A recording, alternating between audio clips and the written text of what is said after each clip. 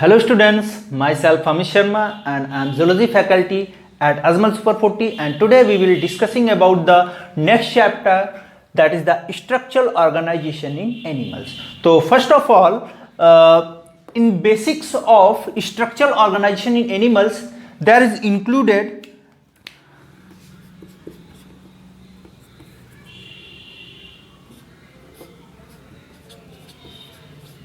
tissues. Okay, so first of all, one thing is very important, that is the tissue. And in case of tissues, there is the also we discussing about the types of tissues, okay, and also function of tissues and also location. So three things are more important in case of tissues. What? One is the type, okay, and another is the function and another is the location. Okay, तो तीनों तरीके से अगर हम लोग देखें, तीनों चीजें बहुत इंपॉर्टेंट हो जाती हैं. व्हाई?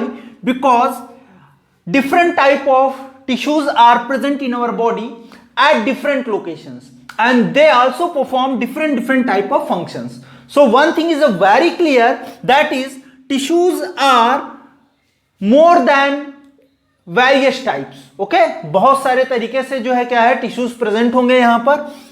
उसमें से हम लोग देखेंगे कुछ नर्वस टिश्यूज होंगे, कुछ एपिथेलियल टिश्यूज होंगे, कुछ उसमें आपका हम बोल सकते हैं कि जो है कनेक्टिव टिश्यूज होंगे. उनके भी बहुत सारे टाइप होंगे. They are also categorised in many categories. Okay, now next thing is a very important, that is general things in case of tissues. So firstly, human body contains 200 type of cells. Okay, in case of human body contains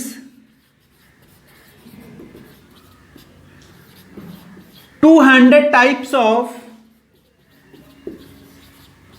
cells. Okay, यानी कि यहां पर more than 200 type of cells हमारी body में present होंगी. And अगर number की बात करें हम लोग तो नियर अबाउट अगर हम बात करें तो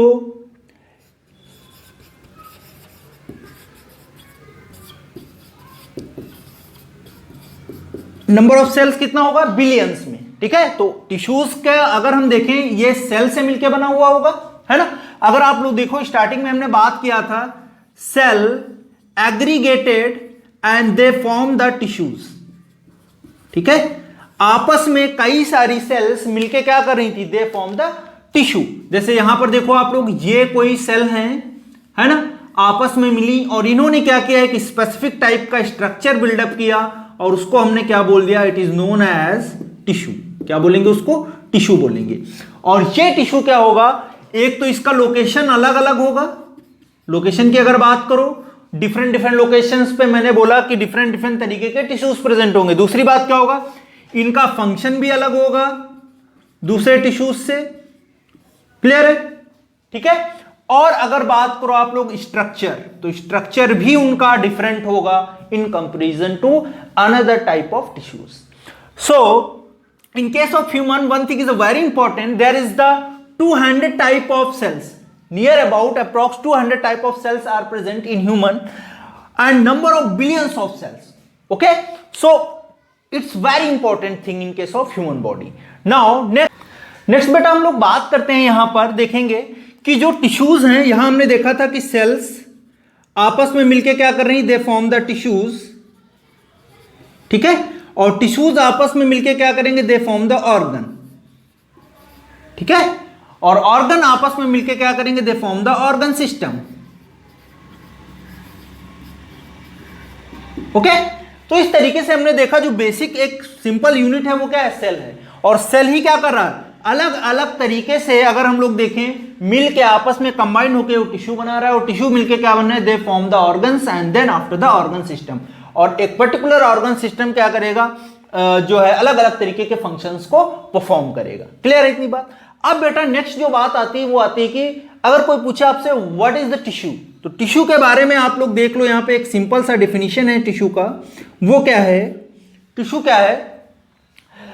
एक ऐसा स्ट्रक्चर जिसमें कई सेल्स सिमिलर ऑरिजिन की आपस में मिलके वो क्या करती हैं, एक स्ट्रक्चर बनाती हैं और स्पेसिफिक टाइप ऑफ फंक्शन को परफॉर्म करती हैं, तो उसको हम लोग क्या बोलते हैं, टिश्यू बोलते हैं। तो इसको हम लोग लिख सकते हैं tissue is a group of cells, okay, have similar origin, okay। अब origin का मतलब क्या है, याद करो आप लोग, या तो हम लोग बोल रहे थे origin कैसा होगा, एक्टोडर्मल या मीजोडर्मल, या हम लोग उसको बोल देंगे एंडोडर्मल। तो जो भी सेल्स बनती हैं, तीन तरीके की जो वहां पर लेयर होती हैं, एम्ब्रियोनिक लेयर हम लोगों ने पहले भी डिस्कस किया है, एक्टोडर्म होगा, मेसोडर्म होगा और एंडोडर्म होगा। तो उनसे क्या बनेगी, different different type of cells बनेगी। तो हमने लिखा है tissue is a group of cells have similar origin and perform specific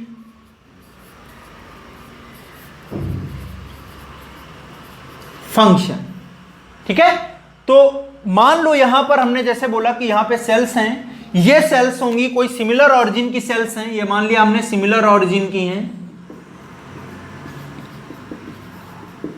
और सिमिलर ऑरिजिन होने के बाद ये आपस में क्या हुई, एग्रीगेट की, और इन्होंने क्या किया, एक टिश्यू बना लिया। और टिश्यू क्या करेगा, एक उसकी स्पेसिफिक लोकेशन होगी, ऐसा नहीं जहां पे देखो वहां पे होगा, ऐसा नहीं, एक पर्टिकुलर लोकेशन है उसकी। और उसके बाद देखो ये फंक्शन भी एक डिफरेंट परफॉर्म करेगा और इसका स्ट्रक्चर भी थोड़ा डिफरेंट होगा अदर टाइप ऑफ टिश्यू से, अदर टाइप ऑफ सेल से। क्लियर है बात। अब टिश्यू के बाद में हम लोग देखेंगे इनका कुछ हिस्ट्री, अगर देखें हम लोग किसने इसको सबसे पहले क्वाइंट किया टर्म, या फादर ऑफ हिस्टोलॉजी क्या होता है, उन सब की हम लोग अब बात करेंगे। ओके, तो सबसे पहले जो टिश्यू टर्म था, है ना, इस टर्म को क्वाइंट किया था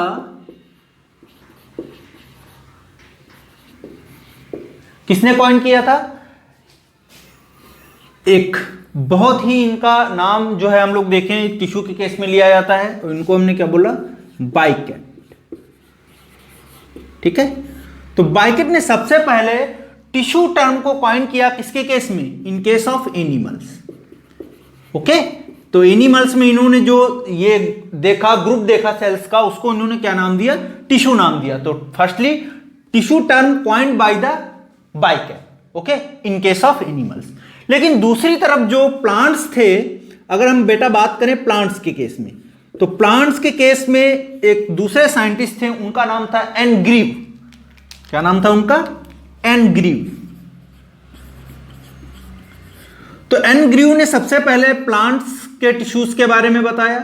ठीक है, तो यहां पर हम लोग याद रखेंगे दोनों साइंटिस्ट के नाम, बाइकेट एंड एनग्रीव। बाइकेट ने क्या किया, एनिमल्स के केस में टर्म पॉइंट किया टिश्यू, और प्लांट्स के केस में एनग्रीव ने क्या किया, टर्म पॉइंट किया टिश्यू। अब उसके बाद में बात आता है कि स्टडी ऑफ टिश्यू। तो स्टडी ऑफ टिश्यू को हम लोग क्या बोलते हैं, बहुत पूछा भी जाता है आपसे कि what is the study of tissue. तो हम लोग सिंपल वर्ड में बोल सकते हैं कि जो टिश्यू होता है उसका अगर स्टडी करें तो हम लोग उसको क्या बोलेंगे, हिस्टोलॉजी। ठीक है, तो यहां पर लिख लो आप लोग, हिस्टोलॉजी। ठीक है, तो स्टडी ऑफ टिश्यू क्या कहलाएगा, हिस्टोलॉजी। अब जो हिस्टोलॉजी टर्म था उसको किसने कॉइन किया था, तो यहां पर हम लोग लिख लेंगे टर्म हिस्टोलॉजी क्वाइंड बाई, किसने क्वाइंड किया था उसको, it is coined by Mayer. ठीक है, तो ये कुछ नाम हैं जो आपको याद रखने हैं, बहुत इंपॉर्टेंट नाम है।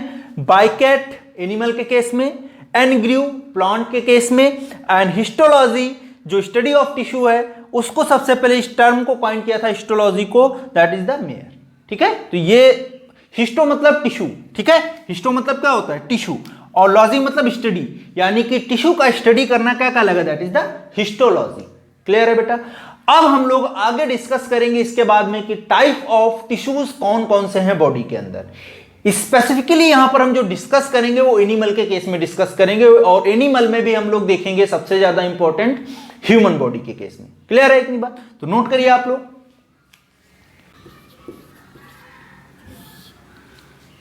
तो नेक्स्ट बेटा हम लोग डिस्कस करेंगे एनिमल टिश्यू का। ओके, तो एनिमल टिश्यू में सबसे पहले अगर देखो आप लोग टाइप्स की बात करेंगे, बहुत इंपॉर्टेंट बात है। अब यहां से स्टार्ट होता है आपका जो मेन पोर्शन है चैप्टर का, उसका हम लोग डिस्कशन करेंगे। तो सबसे पहले आप लोग यहां पर देखोगे, ठीक है, सबसे पहले जो हम लोग देखेंगे क्या बात करेंगे, टाइप्स ऑफ एनिमल टिश्यूज। तो टाइप्स ऑफ एनिमल टिश्यू में सबसे पहले हम लोग देखेंगे इपिथेलियल टिश्यू। तो पहला हमारा कौन सा हो गया, इपिथेलियल टिश्यू हो गया। दूसरा आप लोग देखोगे इसके बाद में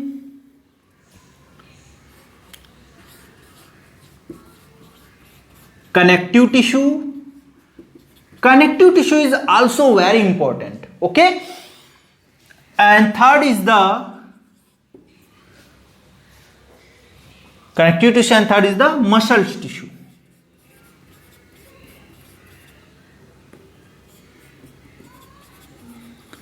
And after that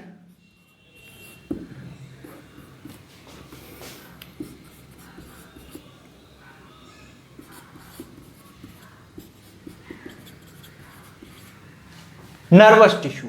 ठीक है, तो आपने देखा पहला जो था वो कौन सा था, एपिथेलियल टिश्यू। अभी इसके भी टाइप्स हैं, उनकी भी हम लोग बात करेंगे। दूसरा हमने देखा कनेक्टिव टिश्यू, उसके बाद हमने देखा आपका मसल्स टिश्यू, और उसके बाद हमने नर्वस टिश्यू का। तो जो मेजर जो है वो 4 तरीके के टिश्यूज हैं, epithelial tissue, connective tissue, muscles tissue and nervous tissue. अब इनको फिर से हमने कैटेगराइज किया अलग अलग तरीके से। देखते हैं, सबसे पहले एपिथेलियल टिश्यू की बात करते हैं, उसके बाद हम लोग इनकी बात करेंगे। ठीक है, तो एपिथेलियल टिश्यू में बेटा आप लोग देखोगे 2 तरीके के टिश्यूज देखने को मिलेंगे हमें। सबसे पहले सिंपल एपिथेलियल टिश्यू,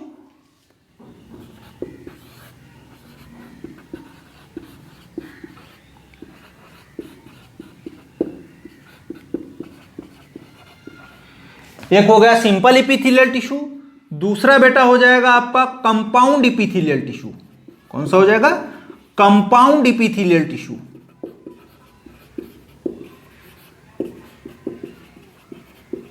ओके, अब इसको हमने फिर से कैटेगराइज किया। सिंपल जो एपिथेलियल टिश्यू है, it again categorise into following types. तो यहां पे आप लोग देख लोगे, इसको हम आगे जाके फिर से जो है एक्सप्लेन करेंगे, लेकिन अभी आप फ्लो चार्ट को याद रखिए, क्योंकि टाइप्स याद करने में भी बहुत ज्यादा है टिश्यूज, तो अच्छे से याद होना चाहिए आपको फ्लो चार्ट। तो पहला हम लोग देखेंगे यहां पे, पहला जो सिंपल एपिथेलियल टिश्यू है उसमें कौन सा आएगा, स्क्वामस एपिथेलियल। तो पहला हम लोग यहां पर देखेंगे स्क्वामस एपिथेलियल टिश्यू। ठीक है, उसके बाद बेटा जो दूसरा आएगा उसको हम लोग बोलेंगे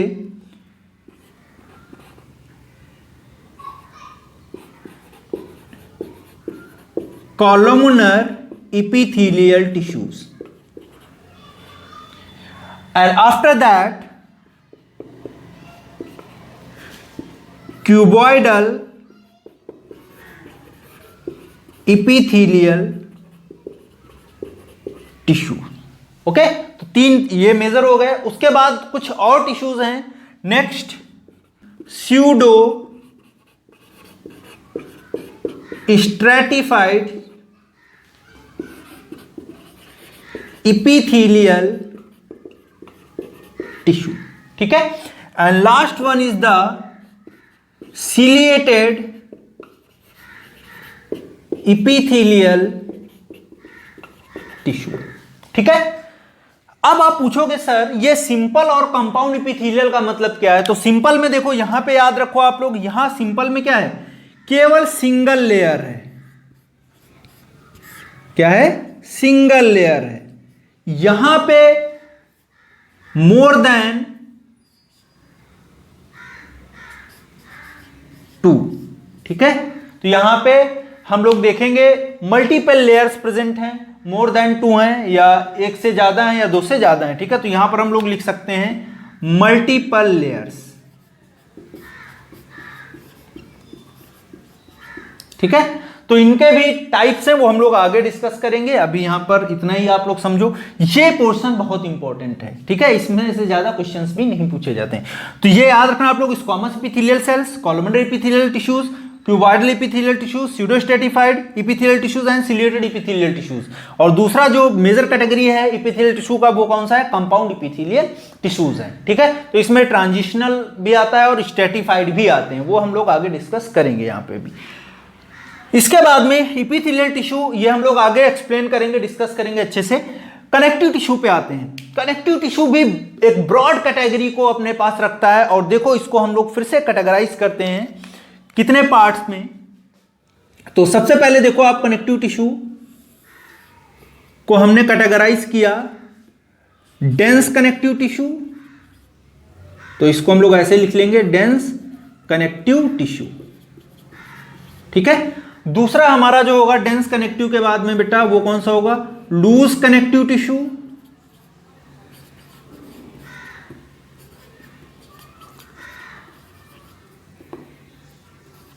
ठीक है। कौन सा होगा? Loose connective tissue. और उसके बाद में हमारा कौन सा होगा? स्पेशलाइज्ड कनेक्टिव टिश्यू, ठीक है। तो यहां पर 3 मेजर कैटेगरी हैं। पहला कौन सा है आपका? Dense connective tissue. दूसरा आपका कौन सा है? Loose connective tissue. And third is the specialised connective tissue. याद हो गया आप लोगों को? अब इनको हम लोग फिर से डिवाइड करेंगे, तो बड़ा जो है मेजर कैटेगरी है यहां पे, तो इसको याद रखना है आपको। Loose connective tissue, dense connective tissue और आपका कौन है? Specialised connective tissue. सबसे पहले बात करते हैं हम लोग जो है डेंस कनेक्टिव टिश्यू की। तो डेंस कनेक्टिव टिश्यू में आप लोग पढ़ोगे, यहां पे ज्यादा कुछ खास है नहीं, लेकिन लूज कनेक्टिव टिश्यू में ज्यादा इंपॉर्टेंट है, ठीक है। तो डेंस कनेक्टिव टिश्यू में dense regular and dense irregular पढ़ोगे आप लोग। तो यहां पर लिख लेंगे हम लोग, इसको फिर से कैटेगराइज किया 2 पार्ट में, डेंस रेगुलर, ठीक है, और दूसरा डेंस इरेगुलर। समझ में आएगा? आगे हम लोग डिस्कस करेंगे, अभी सिर्फ मैं नाम से आपको फैमिलियर करा रहा हूं, ठीक है। बहुत ज्यादा ये चैप्टर इंपॉर्टेंट है, फिजियोलॉजी में भी आप लोग पढ़ोगे अलग अलग चीजें, लेकिन इन टाइप ऑफ टिश्यूज को पहले याद करना आपकी रिस्पॉन्सिबिलिटी है, उसके बाद हम लोग आगे बढ़ेंगे। लूज कनेक्टिव टिश्यू में आते हैं। लूज कनेक्टिव टिश्यू को हम फिर से डिवाइड करेंगे, देखेंगे 2 तरीके के होंगे टिश्यूज यहां पर। एक होगा आपका एरियोलर, और दूसरा जो होगा उसको हम लोग बोलेंगे एडिपोज। कौन सा होगा? Areolar and adipose. एडिपोज में फिर से डिवाइड करेंगे, 2 तरीके के टिश्यूज होते हैं, ठीक है। क्लियर है? तो वो मैं आगे डिस्कस करूंगा जब एडिपोज पढ़ूंगा, अभी बस आप लोग इतना याद रखो, areolar and adipose. Now next is the very important, ये सबसे इंपॉर्टेंट टिश्यू है, और इसको हम लोग बोलते हैं स्पेशलाइज्ड कनेक्टिव टिश्यू। तो इसमें आएगा आपका कौन कौन सा चीजें? Bone, cartilage, blood and lymph. तो यहां पर लिख लो, स्पेशलाइज्ड कनेक्टिव टिश्यू में हम लोग क्या देखेंगे? यहां पर बोन्स, ठीक है। दूसरा बोन्स के बाद में कार्टिलेज,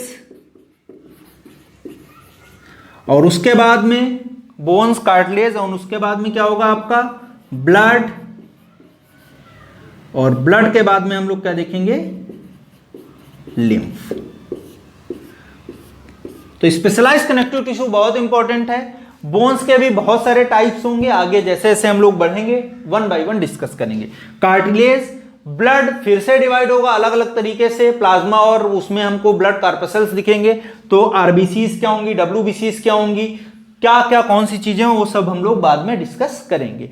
अब आते हैं हम लोग इसके बाद में मसल्स टिश्यू की बात करते हैं। तो मसल्स टिश्यू जो होगा बेटा, उसको हम देखेंगे 3 तरीके के टिश्यूज होते हैं। कौन कौन से होंगे? तो यहां पे आप लोग देखो, सबसे पहले अगर बात करो आप लोग तो स्केलेटल टिश्यू। कौन सा टिश्यू है? स्केलेटल टिश्यू, ठीक है। स्केलेटल टिश्यू में या स्केलेटल मसल्स में हम लोग क्या देखेंगे, जो हमारी बोन से मसल्स अटैच रहती हैं टिश्यू की फॉर्म में, उनको हम लोग क्या बोलते हैं, स्केलेटल मसल्स, स्केलेटल टिश्यूज। दूसरा हम लोग देखेंगे इसके बाद में स्मूथ मसल्स। क्या देखेंगे, स्मूथ मसल्स। तो तीन तरीके के इस मसल्स टिश्यू में तीन तरीके के जो है हम लोग देखेंगे टाइप्स होते हैं मसल्स के। स्केलेटल टिश्यू की जगह चाहे मसल्स आप लोग कर लो, स्केलेटल मसल्स, उसके बाद में smooth muscles, and after that very important cardiac muscles. ठीक है,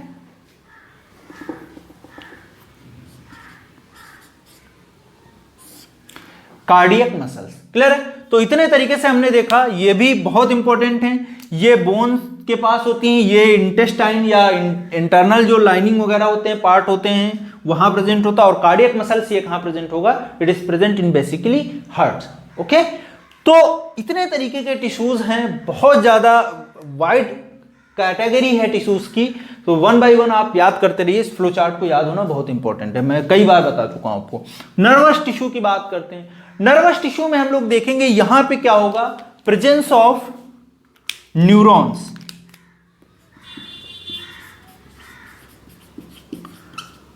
तो न्यूरॉन्स में हम लोग देखेंगे दो तरीके की सेल्स प्रेजेंट होती हैं। वो क्या करेंगी, एक तरीके का नर्वस टिश्यू बनाएंगी, एक न्यूरॉन होंगी और दूसरी जो होंगी उनको बोलते हैं न्यूरोग्लिया सेल्स। तो दो तरीके की सेल्स होंगे, न्यूरॉन्स एंड न्यूरोग्लिया। ये क्या होती हैं, कैसे काम करती हैं, ये सब चीजें हम लोग आगे डिस्कस करेंगे। ठीक है, तो आप लोग नोट करिए इसको, फिर हम लोग आगे बढ़ते हैं।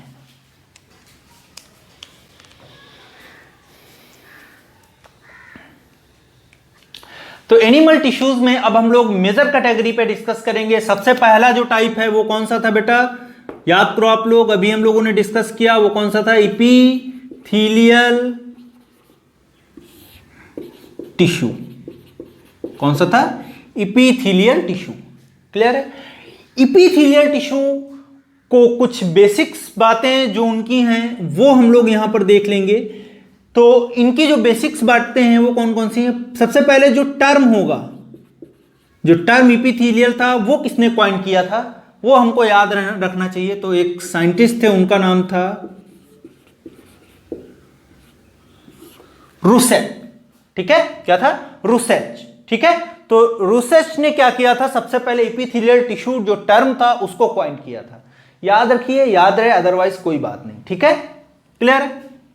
अब उसके बाद इपीथीलियल टिश्यू में कुछ इंपॉर्टेंट बातें। ये अकेला ऐसा टिश्यू था जो क्या था, एक्टोडर्मली भी डेराइव था, एक्टोडर्मल ऑरिजिन का था, also in mesodermal origin and also endodermal origin.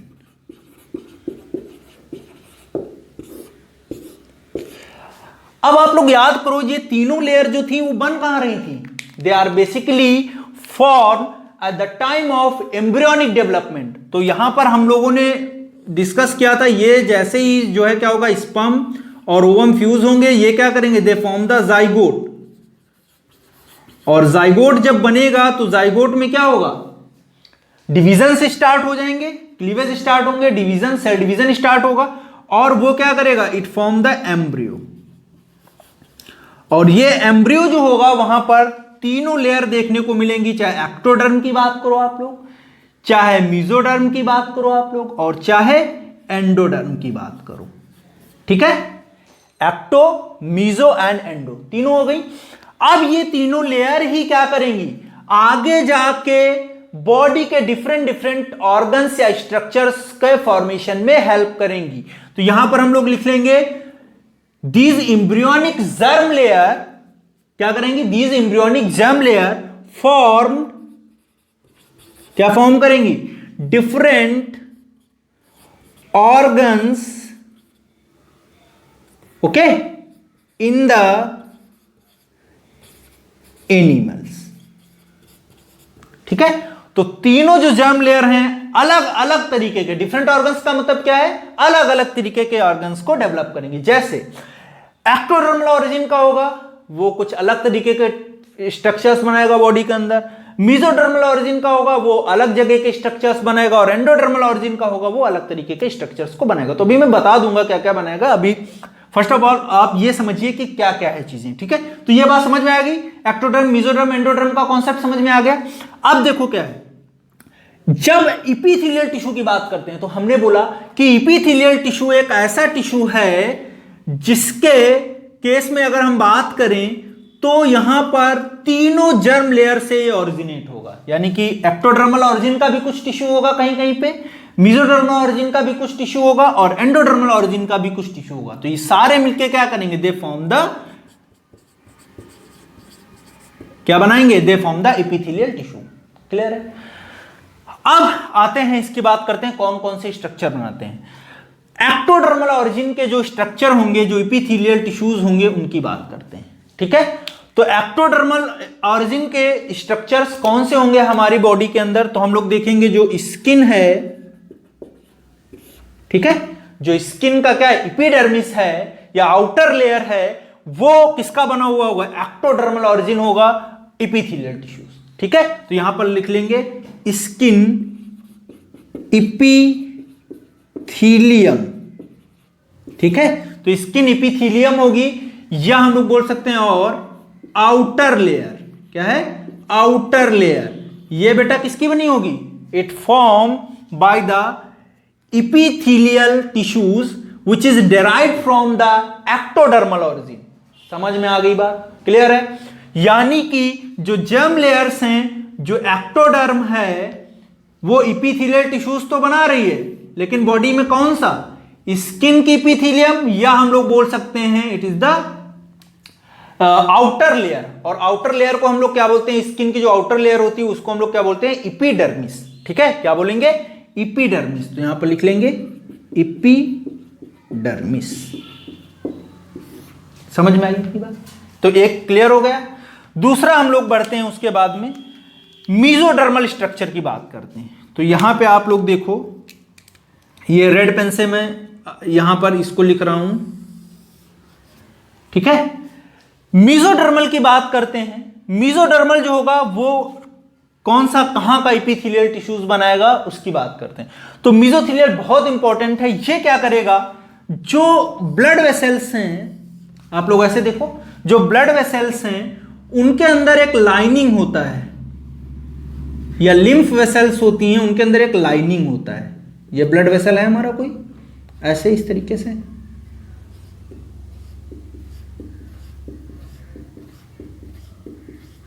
ठीक है। तो ये जो लाइनिंग है, ये वाला, इसको हम लोग बोलते हैं, क्या बोलते हैं इसको, एंडोथीलियम। क्या बोलेंगे इसको बेटा, एंडोथीलियम, एंडोथीलियम। एंडोथीलियम प्रेजेंट किस में होगा, ये क्या है हमारा, it is the blood vessels, या हम लोग बोल सकते हैं लिम्फ वेसल्स,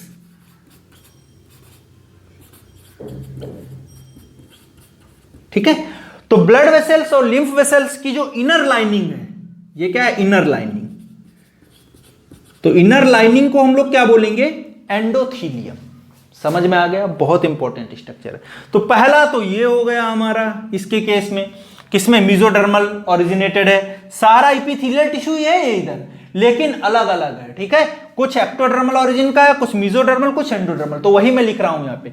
दूसरा यहां पर इसका एग्जांपल आप लोग देखो, तो आप लोगों ने पढ़ा होगा जो यूटेरस होता है उसमें वॉल होती हैं, 3 वॉल होती हैं, पेरीमेट्रियम बाहर की तरफ, मायोमेट्रियम बीच में, और लास्ट में इनर साइड में एंडोमेट्रियम। मैं बता दे रहा हूं आपको, देखो इधर देखो, ठीक है। ये ऐसे स्ट्रक्चर है, ठीक है। ये आप लोगों ने 10th में भी पढ़ा होगा बेटा, है ना। यहां पे इस तरीके से ये स्ट्रक्चर देखते हो, फीमेल रिप्रोडक्टिव ट्रैक्ट का, है ना, और ये यहां पर ओवरीज लगी होती हैं, ठीक है। ये वाला जो पोर्शन होता है इसको हम लोग क्या बोलते हैं, यूटेरस। और यूटेरस में 3 लेयर मैंने बोला कौन कौन सी, पेरीमेट्रियम, शॉर्ट फॉर्म में लिख दिया मैंने पीएम, पेरीमेट्रियम, फिर मायोमेट्रियम, एमएम, और उसके बाद एंडोमेट्रियम। इसको क्या बोलेंगे, एंडोमेट्रियम, ठीक है, एंडोमेट्रियम। तो पेरीमेट्रियम, मायोमेट्रियम एंड एंडोमेट्रियम। अब देखो यहां पर क्या है, जो इसका ये वाला लाइनिंग है बाहर का, इसको हम बोलते हैं पेरीमेट्रियम, पीएम मतलब पेरीमेट्रियम। इसके बाद अंदर की तरफ हम लोग जाएंगे, ये वाला जो रीजन है इसको हम लोग क्या बोल देंगे, मायोमेट्रियम, एमएम, ठीक है। और तीसरा जो अंदर की तरफ जाएंगे हम लोग, सबसे अंदर की तरफ होगा, उसको हम लोग क्या बोलेंगे, that is known as endometrium. तो जो ये एंडोमेट्रियम है वो किसका बना हुआ होगा, मेसोडर्मल ऑरिजिन का और इपिथेलियल टिश्यूज, ठीक है। तो यहां पर दूसरा हम लोग लिख लेंगे, दूसरा हमारा क्या हो जाएगा, एंडोमेट्रियम लाइनिंग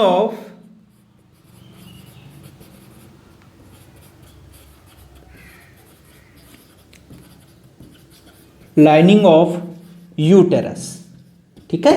तो एंडोमेट्रियम की जो लाइनिंग होगी, ठीक है, यूटेरस के केस में वो कैसी होगी, मेसोडर्मल ऑरिजिन की होगी और किसकी बनी होगी, इपिथेलियल टिश्यूज की बनी होगी। क्लियर है बेटा इतनी बात। तो दो इंपॉर्टेंट बातें हैं, ये आपको जरूर याद रखनी है, ठीक है। अब आते हैं हमारा जो तीसरा था वो कौन सा था, तीसरा जो हमारा था उसको हम लोग क्या बोल रहे थे, एंडोडर्मल इन ऑरिजिन। तो ऐसा इपिथेलियल टिश्यूज जो एंडोडर्मल ऑरिजिन का हो, उसका लोकेशन क्या होगा, वो कहां प्रेजेंट होगा। तो देखते हैं यहां पे जो टिश्यू होगा एंडोडर्मल ऑरिजिन का, वो कहां प्रेजेंट होगा, it is present in digestive tract, ठीक है। तो जो आप लोग ये देखा होगा आपने, ये ऐसे इस तरीके से स्ट्रक्चर होता है, यहां से आप लोग देखो ये आपका इंटेस्टाइन होता है, कैविटी के बाद में ये आप लोग देखते हो ये इंटेस्टाइन हो गया, ठीक है। तो जो ये इंटेस्टाइन है ये यहां पर स्टमक होगा ऐसे इस तरीके से, ठीक है, ठीक है। तो जो इंटेस्टाइन है उसका ये ऊपर वाला रीजन छोड़ दो और जो लास्ट वाला एनस रीजन है वो छोड़ दो, इसको छोड़ के जो बाकी पोर्शन है उसमें जो ये लाइनिंग होता है यहां पर, उसको हम लोग क्या बोलते हैं, it is the endodermal in origin.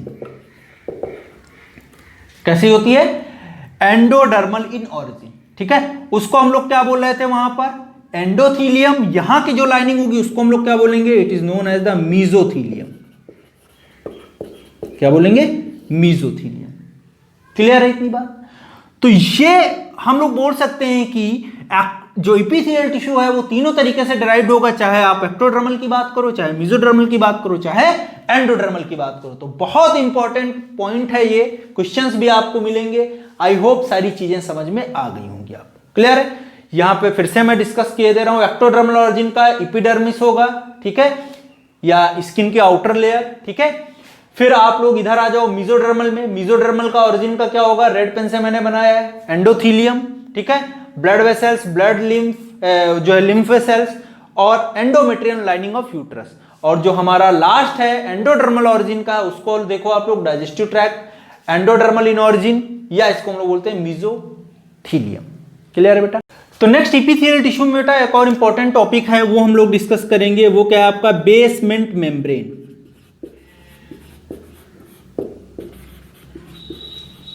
क्या है, बेसमेंट मेम्ब्रेन। बेसमेंट मेम्ब्रेन में आप लोगों को देखने को मिलेगा कुछ इंपॉर्टेंट बातें हैं। जैसे फॉर एग्जांपल आप लोगों ने देखा होगा जब मकान बनाते हैं तो ये ब्रिक होती हैं, ठीक है, उनके बीच में एक मटेरियल भरा जाता है, ठीक है। यहां पर क्या होगा, ये दो ब्रिक्स हैं, उनके बीच में क्या है, एक मटेरियल है, ठीक है। क्लियर है। तो ये क्या है, जब ये बनाया जाता है तो आप लोग देखते हो ना, इनमें क्या होता है, हर एक लेयर के बाद में एक जो है सीमेंट का क्या करते हैं, एक लेयरिंग करते हैं हम लोग। तो वो लेयरिंग ऐसे यहां पर भी है, हमारी बॉडी के अंदर भी, यहां पर कैसे होगा, तो इस वाले पोर्शन को हम लोग क्या बोलते हैं, बेसमेंट मेम्ब्रेन, ठीक है। क्या बोलेंगे, बेसमेंट मेम्ब्रेन। क्लियर। अब बेसमेंट मेम्ब्रेन में देखो आप लोग, ये हमने मान लिया कोई एक लेयर है इपिथेलियल टिश्यू के केस में, ये कोई लेयर है इपिथेलियल टिश्यू यहां पर प्रेजेंट है, आप देख रहे हो ये सेल्स हैं इपिथेलियल सेल्स ऐसे, ठीक है। तो इसको हमने लिख दिया इपिथेलियल टिश्यू। समझ में आई इतनी बात। अब इसके नीचे एक क्या, इसको बेस प्रोवाइड कर रहा है, इसको ऊपर ये मान लो बेसमेंट मेम्ब्रेन है, इसके ऊपर क्या है, ये सेल्स हैं, इनको हम लोग क्या बोल रहे हैं, दीज आर द, ये सेल्स हैं, मान लो ये सेल्स कौन सी हैं आपकी, इपिथेलियल सेल्स हैं। तो जब तक ये होगा नहीं बेसमेंट मेम्ब्रेन, तब तक ये कैसे इस पे अडहेयर होंगी, रुकेंगी कैसे, तो इसके लिए क्या होगा, एक बेसमेंट मेम्ब्रेन प्रेजेंट होगा। क्लियर है? और ये क्या है आपकी इपिथेलियल सेल्स हैं। क्लियर है? जो मार्कर हम लोग दिखा रहे हैं। अब देखो इसके नीचे जो बेसमेंट लेयर है, जो मेम्ब्रेन है, उसमें दो पार्ट होंगे, एक जस्ट इसके नीचे होगा, जो ब्लैक से हम लोग बना रहे हैं, ठीक है, इसको हम लोग बोलेंगे बेसल लेमाइना। क्या बोलेंगे बेटा इनको, बेसल लेमाइना। ठीक है, ये बेसल लेमाइना इपिथेलियल टिश्यू से ही बनता है। तो पहला जो बेसमेंट मेम्ब्रेन पार्ट होगा उसको हम लोग बोलेंगे बेसल लेमाइना। किससे बनेगा, जो इपिथेलियल टिश्यूज हैं, जो इपिथेलियल सेल्स हैं, उनके सिक्रीशन से बनेगा। तो इनमें कुछ प्रोटीन सिंथेसाइज होंगे, समझ पा रहे हो, सेल्स हैं तो उनके अंदर प्रोटीन भी सिंथेसाइज होगा, और ये प्रोटीन क्या होंगे, निकल के कहां पर आ जाएंगे, ये सारे प्रोटीन जो होंगे निकल के यहां पर आ जाएंगे, समझ रहे हो, और ये एक मोटी लेयर बना लेंगे जिसको हम लोग बोलेंगे बेसल लेमाइना। ये पहला लेयर है किसका, बेसमेंट मेम्ब्रेन का। अब इसके नीचे एक और लेयर होगा जिसको हम लोग बोलते हैं, रेड से मैं बनाए दे रहा हूं, जिसको हम लोग बोल सकते हैं ये फाइबरस लेयर है। कैसा लेयर है बेटा, फाइबरस लेयर है। ठीक है, तो यहां पर दूसरा हम लोग लिख देंगे फाइबरस लेयर। कैसा लेयर है, फाइबरस लेयर। तो यहां पर क्या होंगे, फाइबर्स प्रेजेंट होंगे। फाइबर्स में कौन से प्रेजेंट होंगे, कोलेजन। आगे मैं बताऊंगा आपको कौन सा होगा, कोलेजन होगा। ठीक है, क्लियर है। तो ये दोनों मिलके, एक बेसल लेमाइना और फाइबरस लेयर, दोनों मिलके क्या करेंगे, they form the basement membrane. BM मतलब बेसमेंट मेम्ब्रेन। अब कुछ बातें और इंपॉर्टेंट, ये जो फाइबरस लेयर होगा इसके नीचे अगर देखो आप लोग, तो यहां पे क्या होगा, प्रेजेंस ऑफ ब्लड वेसल। तो यहां पे आप लोग देखोगे ये ब्लड वेसल होगा इसके नीचे, समझ में आ रहा है। इसमें क्या होगा, बहुत सारा कनेक्टिव टिश्यू प्रेजेंट होगा। ठीक है, क्लियर। ठीक है, तो इस तरीके का जो बीच वाला ये स्ट्रक्चर है, इसको हम लोग क्या बोलेंगे, बेसमेंट मेम्ब्रेन। एक बात और, यहां पे तो हमने बोल दिया कोलेजन और फाइबर प्रेजेंट हैं। फाइबर आगे क्या होते हैं वो हम लोग डिस्कस करेंगे। ठीक है, कोलेजन भी एक तरीके का फाइबर ही। तो जो कोलेजन और फाइबर्स जो अलग अलग तरीके के वो प्रेजेंट हैं बेसल लेमाइना के नीचे फाइबरस लेयर में, ये जो है कनेक्टिव टिश्यू है। ये यहां पर क्या है, इसको अगर हम लोग देखें ये क्या है, these are the connective tissue. ठीक है, तो ये किससे बनाए जाते हैं, they form by the connective tissue. तो कनेक्टिव टिश्यू इसके नीचे होगा, और जो ये फाइबरस लेयर होगी वो किसके थ्रू बनेगा, इस कनेक्टिव टिश्यू के थ्रू बनेगा। यानी कि इनका जो सिक्रीशन होगा वो क्या करेगा, it form the fibrous layer. ठीक है, कोलेजन क्या है, प्रोटीन है। ठीक है, तो ये भी क्या करेंगे, ये वाला जो फाइबरस लेयर है, कोलेजन हुआ या डिफरेंट डिफरेंट फाइबर्स जो होंगे वो सब कनेक्टिव टिश्यू के थ्रू रिलीज किए जा रहे होंगे। क्लियर है इतनी बात। कनेक्टिव टिश्यू कहां है, इसके नीचे। दूसरा बेसमेंट जो लेमाइना है, इसमें जो है कुछ प्रोटीन्स हैं जो ब्लैक डॉटेड स्ट्रक्चर से बनाया है, ये रिलीज कहां से किए जा रहे हैं, इपिथेलियल टिश्यू से रिलीज किए जाते हैं। तो बेसल लेमाइना में जो चीजें प्रेजेंट होंगी वो कौन कौन सी होंगी, तो यहां पर हम लोग लिख लेंगे बेसल लेमाइना में क्या क्या प्रेजेंट है। देखो यहां पर म्यूको पॉलीसैकेराइड क्या प्रेजेंट है, म्यूको पॉलीसैकेराइड, ब्लैक से जो कौन बना रहा है, इपिथेलियल सेल्स। दूसरा जो है म्यूकोपॉलीसैकेराइड के बाद में और इसमें होते हैं ग्लाइकोप्रोटीन्स। तो ये जो वाला जो पार्ट है, ये दोनों कहां प्रेजेंट होंगे, they are basically present in basal lamina. ठीक है, कहां प्रेजेंट होंगे, बेसल लेमाइना में प्रेजेंट होंगे। अब बात आती है जो इपिथेलियल सेल्स होती हैं उनमें हमको देखने को मिलेगा, एक होता है ईसीएम, इसको हम बोलते हैं एक्स्ट्रा सेलुलर मैट्रिक्स। क्या बोलेंगे बेटा, एक्स्ट्रा सेलुलर मैट्रिक्स। तो एक्स्ट्रा सेलुलर मैट्रिक्स का मतलब क्या है, जब ये दो सेल्स हैं यहां पर, इनके अंदर प्रोटीन सिंथेसाइज होगा। आप लोगों ने सेल में पढ़ा होगा, है ना, अच्छे से। तो सेल में आप लोग देखोगे जो प्रोटीन सिंथेसाइज होती हैं, कुछ प्रोटीन तो यहीं रह जाती हैं सेल के अंदर ही, और कुछ प्रोटीन जो होती है वो बाहर फेंक दी जाती है सेल के बाहर। तो जो बाहर प्रोटीन आ जाती है उनको हम लोग क्या बोलते हैं, एक्स्ट्रा सेलुलर प्रोटीन, ठीक है। और यही सारी प्रोटीन्स और मटेरियल मिलके क्या कराते हैं, they form the extra cellular matrix. क्या बनाएंगे, एक्स्ट्रा सेलुलर मैट्रिक्स। तो जो इपिथेलियल सेल्स हैं उनके बीच में आप देखो, जो सेल्स हैं इनके बीच में एक्स्ट्रा सेलुलर मैट्रिक्स देखने को नहीं मिलता है। तो यहां पर हम लोग लिख सकते हैं in epithelial tissue ECM little amount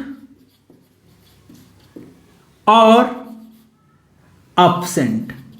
तो ज्यादा यहां पर एक्स्ट्रा सेलुलर मैट्रिक्स के केस में हमें ECM देखने को नहीं मिलेगा। क्लियर है। तो बहुत सारी बातें हैं आगे हम लोगों को डिस्कस करनी है, ठीक है। बेसमेंट मेम्ब्रेन आप लोग अच्छे से पढ़ लेना। अब हम लोग डिस्कस करेंगे टाइप ऑफ एपिथेलियल टिश्यूज। तो सबसे पहले उसमें आप लोगों को याद होगा हमने पहला जो स्ट्रक्चर बताया था वो कौन सा था आपका, दैट इज द स्क्वामस। कौन सा था, स्क्वामस।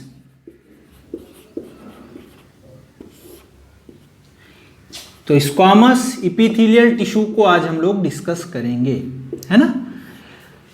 तो स्क्वामस एपिथेलियल टिश्यू का कुछ स्ट्रक्चर आप लोग देख लो, बहुत इंपॉर्टेंट है, स्ट्रक्चर याद रहेगा आप लोगों को तो थोड़ा और आराम हो जाएगा, है ना। इस तरीके का कुछ स्ट्रक्चर देखने को मिलेगा हमें, देख रहे हो पॉलीगोनल टाइप का है ना। ये इस तरीके से थोड़ा प्रैक्टिस करना पड़ेगा आप लोगों को, कोई टफ नहीं है इतना, ठीक है।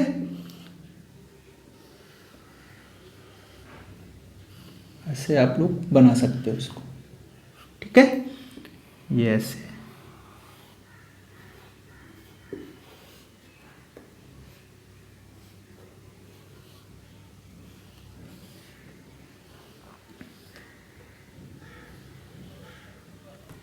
ठीक है।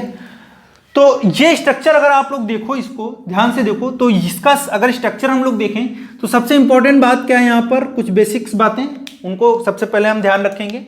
यहां पे जो इनकी बाउंड्रीज हैं, ये वाली जो प्लाज्मा मेम्ब्रेन बाउंड्रीज हैं, ठीक है, ये कैसी हैं, इरेगुलर इन शेप है,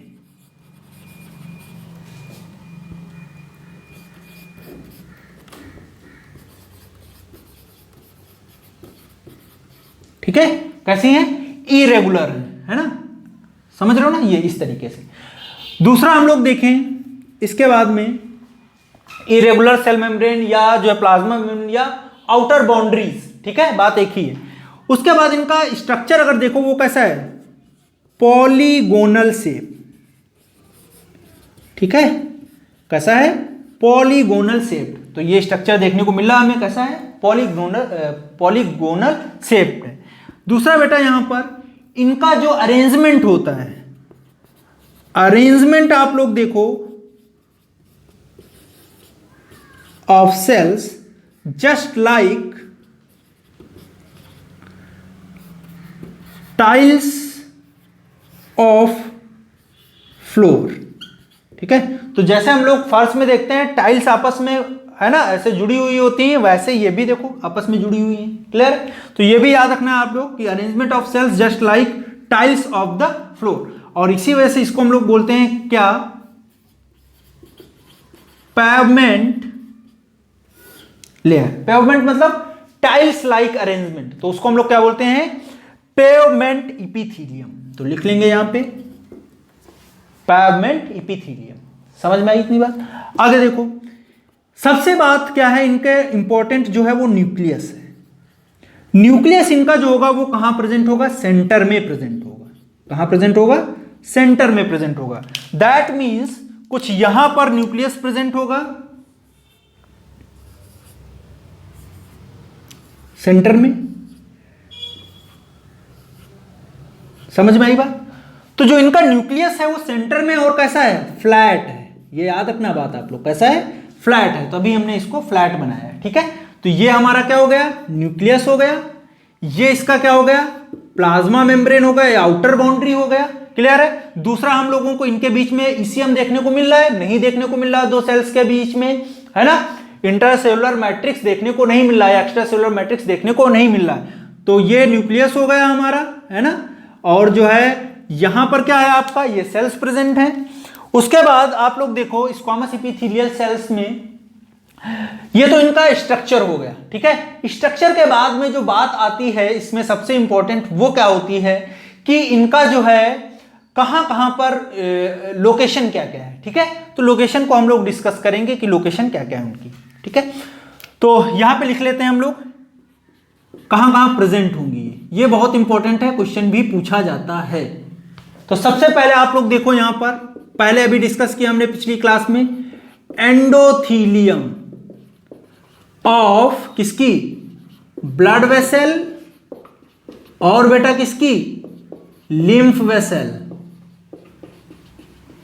ठीक है। तो एक स्ट्रक्चर भी मैंने ड्रॉ किया था यहां पर, आप लोग देख सकते हो इसको, इस तरीके से मैंने ड्रॉ किया था, याद है आपको, देखो ऐसे इस तरीके से बनाया था मैंने अभी पिछली उसमें क्लास में। तो इसको हम लोग क्या बोल सकते हैं, ये क्या है हमारा इनर लाइनिंग जो होगा किसका, ब्लड वेसल या लिम्फ वेसल का, वो जो होगा वो किसका बना होगा, आपका स्क्वामस इपिथेलियल टिश्यू का बना हुआ होगा, और उसको हम लोग क्या बोलेंगे, एंडोथीलियम। बहुत पूछा जाता है ये, ठीक है बेटा, तो इसको आप लोग याद रखिएगा। उसके बाद आते हैं दूसरा जो स्ट्रक्चर है endothelium of blood vessel and lymph vessels के बाद में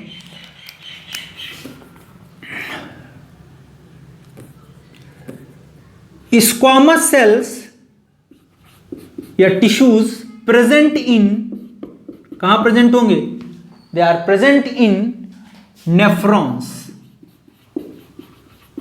ठीक है। तो नेफ्रॉन क्या है, किडनी का एक बेसिक यूनिट है जिसको हम लोग क्या बोलते हैं, नेफ्रॉन, या एक्सक्रीशन का बेसिक यूनिट है उसको हम लोग क्या बोलते हैं, नेफ्रॉन। तो नेफ्रॉन हमारा एक ऐसा स्ट्रक्चर है जो किडनी को बनाता है, और वो क्या करता है, हेल्प करता है किसमें, फिल्ट्रेशन में। तो यूजफुल जो सब्सटेंस है उनको रीअब्सॉर्ब किया जाता है, और जो हार्मफुल सब्सटेंस है उनको आउटसाइड द बॉडी रिलीज कर दिया जाता है। इसीलिए हम लोग बोलते हैं कि ये बहुत ही इंपॉर्टेंट स्ट्रक्चर होते हैं नेफ्रॉन्स हमारी बॉडी के अंदर। तो वहां पर भी हमें squamous epithelial type of cells देखने को मिलेंगी, क्लियर है।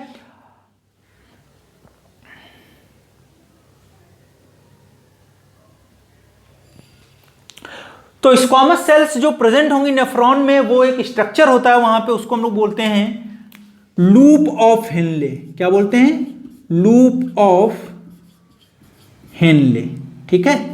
तो लूप ऑफ हेनले जो होता है उसमें प्रेजेंट होता है। तो लूप ऑफ हेनले कुछ इस तरीके का स्ट्रक्चर होता है नेफ्रॉन का, देखो यहां पर ऐसे ये बना होता है नेफ्रॉन, ये। तो लूप ऑफ हेनले कौन सा होगा, ये वाला स्ट्रक्चर होगा, ठीक है। ये नेफ्रॉन का एक स्ट्रक्चर मैंने बनाया। तो लूप ऑफ हेनले क्या है, ये वाला स्ट्रक्चर है, ठीक है। तो यहां पर जो सेल्स होंगी वो कौन सी होंगी, वो स्क्वामस इपिथेलियल सेल्स होंगी। उसके बाद में बेटा आप लोग देखोगे इसी स्ट्रक्चर में, अगर आप लोग देखो ये वाला जो स्ट्रक्चर है इसको हम लोग बोलते हैं, ये वाला जो स्ट्रक्चर है, ऐसे यहां पर ब्लड वेसल्स आती हैं, ठीक है। ब्लड वेसल्स का ये गुच्छा बना होता है, इसको हम लोग बोलते हैं ग्लोमेरुला। क्या बोलेंगे, ग्लोमेरुला, ठीक है। तो इसमें हम लोग देखेंगे जो दूसरा स्ट्रक्चर होगा, लोकेशन इसका वो कौन सा होगा, बोमन्स कैप्सूल। तो यहां पर लिख लोगे आप लोग,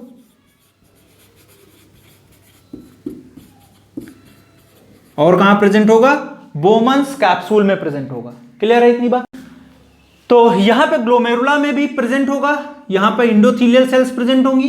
दूसरा ये वाला जो स्ट्रक्चर, इसको हम लोग क्या बोलेंगे, बोमन्स कैप्सूल। तो ये बोमन्स कैप्सूल में भी प्रेजेंट होता है। यहां पर भी हमको कुछ स्ट्रक्चर्स देखने को मिलेंगे, किसके, स्क्वामस इपिथेलियल सेल्स के या स्क्वामस इपिथेलियल टिश्यूज के, क्लियर है। उसके बाद में आते हैं हम लोग, उसके बाद में आप लोग देखोगे बोमन्स कैप्सूल के बाद में एक और स्ट्रक्चर होता है, उसको हम लोग बोलते हैं एल्वेओलाई। तो जो हमारा लंग्स होता है उसके पास होता है, ये क्या है, एल्वेओलाई। एल्वेओलाई का अगर स्ट्रक्चर देखो आप लोग, तो यहां पर भी हमको देखने को क्या मिलेगा, यहां पर भी हमको एक लेयर देखने को मिलेगी, और उसको हम लोग क्या बोलते हैं, ये किसका होगा, स्क्वामस सेल्स का होगा। तो दूसरा स्ट्रक्चर क्या होगा, एल्वेओलाई ऑफ लंग्स, ठीक है। तो लंग्स में जो एल्वेओलाई होती हैं, ठीक है, एयर सैक्स होते हैं, जिनके थ्रू क्या होगा, गैसेस का एक्सचेंज होता है, वहां पर भी हमको क्या देखने को मिलेगा, स्क्वामस इपिथेलियल सेल्स देखने को मिलेंगी, क्लियर है बेटा इतनी बात? आगे बढ़ते हैं हम लोग। एल्वियोलाई ऑफ लंग्स के बाद में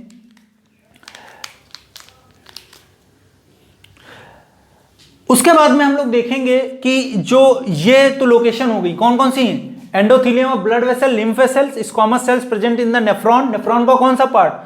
loop of Henle.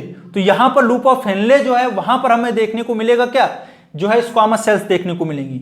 Bowman's capsule, ये वाला हमारा रीजन है, यहां पर भी हमें स्क्वामस देखने को मिलेंगे। और जो नेक्स्ट है एल्वियोलाई ऑफ लंग्स, तो इस तरीके से वहां पर भी हमें देखने को मिल जाएंगी स्क्वामस सेल्स। अब इसके बाद में आते हैं इसके फंक्शन की बात करते हैं, वो भी बहुत इंपॉर्टेंट है। तो फंक्शन क्या क्या है उसके? तो लोकेशन के बाद में बेटा हम लोग बात करेंगे उनके फंक्शन की। अब ये स्क्वामस सेल्स का फंक्शन क्या होता है, क्या रोल प्ले करती हैं? तो सबसे पहले आप लोग देखोगे यहां पर सबसे इंपॉर्टेंट बात क्या है, वो फिल्ट्रेशन करती हैं, ठीक है। दूसरा, फिल्ट्रेशन के बाद में आप लोग देखोगे एक्सचेंज ऑफ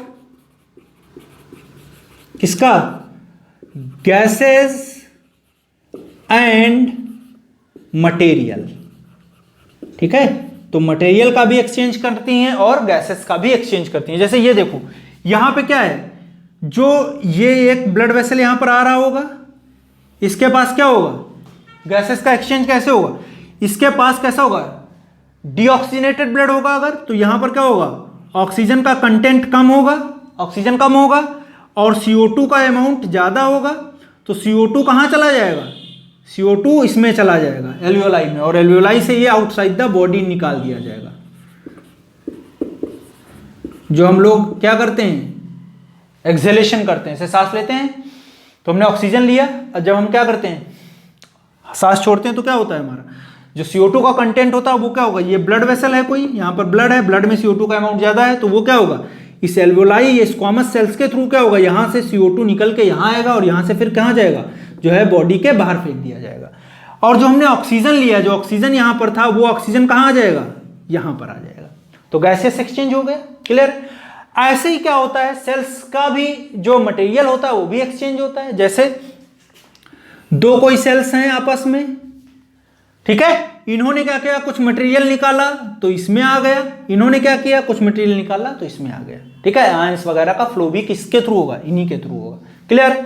फिर आता है आपका फिल्ट्रेशन। तो फिल्ट्रेशन में आप लोग देखो ये वाला जो स्ट्रक्चर है हमने बनाया, जो ग्लोमेरुलस बनाया है, ठीक है, इसको समझ लो आप लोग। यहीं पे थोड़ा मैं और अच्छे से बता दे रहा हूं, यहां पे देखो आप लोग, ये हमारा क्या है, एक ग्लोमेरुलस है, ठीक है, टफ टफ कैपिलरीज का एक स्ट्रक्चर है। यहां पे क्या है, ब्लड वेसल्स हैं, तो यहां से ब्लड आ रहा है, ब्लड आया, और ब्लड आने के बाद हम लोग देखेंगे नीचे इसके क्या है, ये तो ग्लोमेरुला है, नीचे इसके क्या है, बोमन्स कैप्सूल है, कुछ इस तरीके का स्ट्रक्चर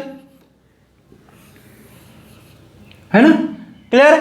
अब यहां से जो चीजें हैं वो छन के कहां आ जाएंगी, इसमें आ जाएंगी, इसको हम लोग फिल्ट्रेट बोलेंगे, ठीक है।